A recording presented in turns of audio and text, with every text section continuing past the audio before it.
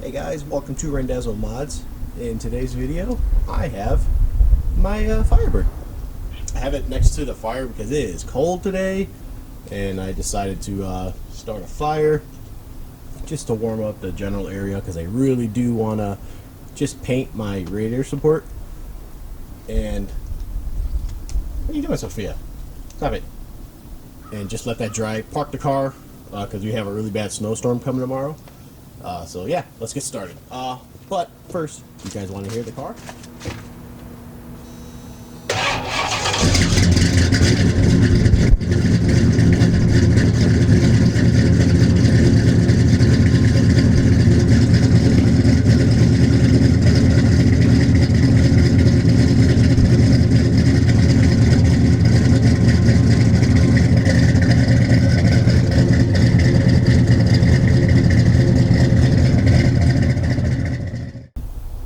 This car forever. Yeah, don't look at the motor. I gotta freshen it up. It's the fire that's going. Just want to get this all situated. Now, this is not a stock 400. My brother, probably about 15 years ago, built it was like a prototype Ram 4 that he grabbed the specs and basically duplicated with this motor. So we ended up finding this block in a junkyard for like 350 bucks. It was from a 75 Le Mans. The heads, Sal, I'm not sure if I'm right about this, but I think those are 16 heads. So we had a 3-angle dial job done to it. Harlem Sharp roller rockers. Performer RPM intake with a Street Avenger 750 Street Avenger Holly. Just MSD wires. I did the MSD digital HEI. That I put energy suspension bushings, as you can see in the red thing. I painted this side. Deco sway bar, energy suspension control arm bushings, which I would love to upgrade. In the future to tubular A-arms.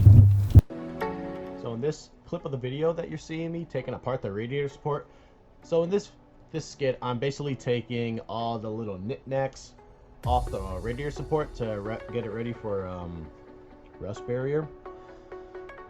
So I ended up taking apart like the hood latch, the hood retainer,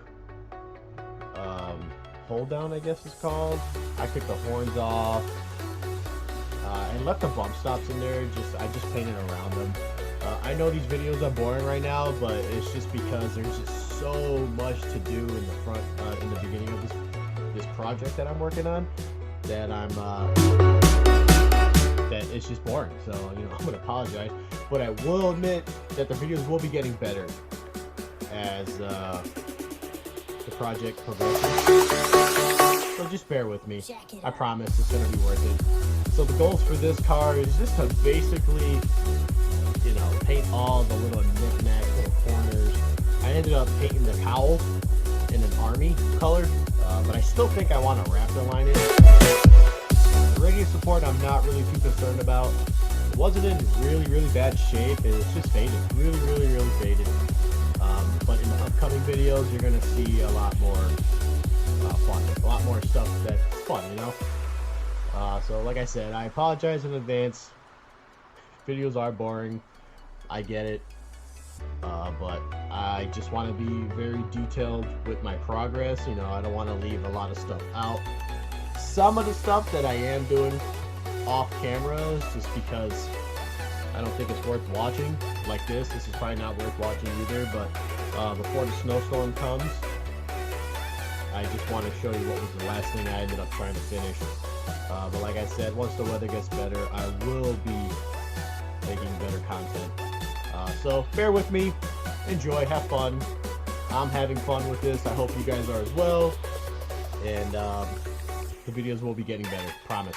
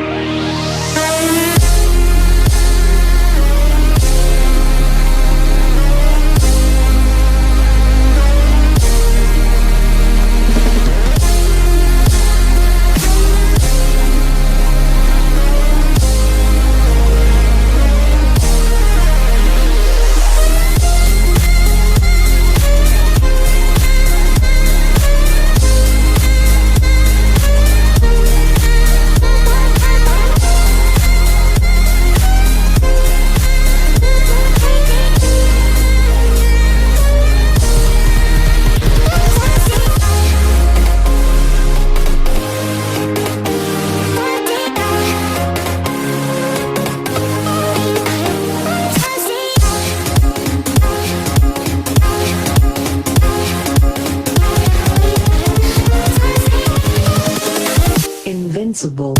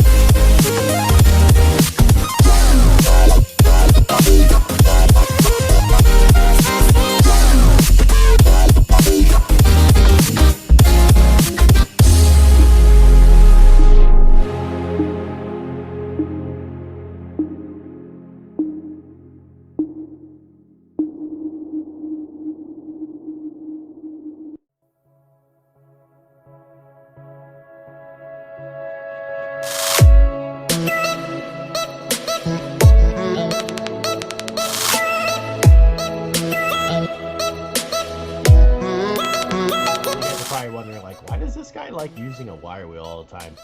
Basically because there's really nothing to sand. Like the paint on that radiator support, paint on the fenders that you see in the previous video wasn't worth sanding. It was better to take it to a wire wheel. Wire wheel does a very good job. I think the duplicolor rust barrier, when you use like 2 or 3 like medium coats or a heavy coat, it does cover a good amount of the pits that the rust leaves behind, or the surface rust I should say. Does a fantastic job. Like around like a hood latch, there was a little emissions decal there that I ended up taking off because the car doesn't have emissions anymore. I took all that stuff off like 5-6 years ago. The wire wheel does a fantastic job, and there's just so much paint buildup from the previous owner, I guess, who painted the car. It might have been my uncle, I'm not sure. I didn't mean to put my uncle on blast, but I'm not sure if that was him or not. There's just so much paint layer that it was just easier. It's just easier for me to take a wire wheel to it and use the rust barrier to hide the pits a little bit. Like I said, I'm not trying to build a show car. This is just a project car, and also, like I said, that Napa duplicolor chassis paint and the duplicolor rust barrier actually do a very, very good job of giving it like a OEM appeal. Like I said, duplicolor chassis, I find it very, very similar to Easy Coat, which is what a lot of the body shops use. So it gives it like a factory finish. Now they only come in black. If people who are familiar with Easy Coat, it comes in the various colors for the factory recommended spec. Excuse me. So I'm not sure if it's the same products or the same chemical compounds, I guess is the word I'm trying to look for. But for my use, I've used it in the past. I've used it on my Jeep. I actually like it. Big fan of the stuff. So that's why I use it. Reasons why I use a wire wheel, because it's for me, my personal opinion, it's a lot easier to take a lot of the stuff off. Because if I did it with a sandpaper, I'll be there forever.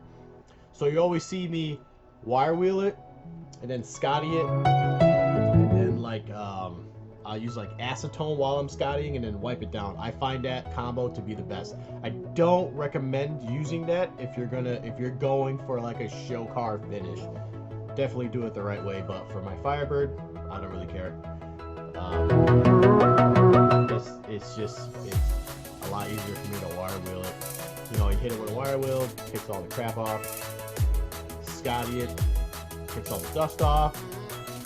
Acetone Scotty it, cleans it while it's scuffing, and then I wipe it down and hit it with my rust barrier or my duplicolor chassis saver. So if you're wondering why I use a wire wheel, there you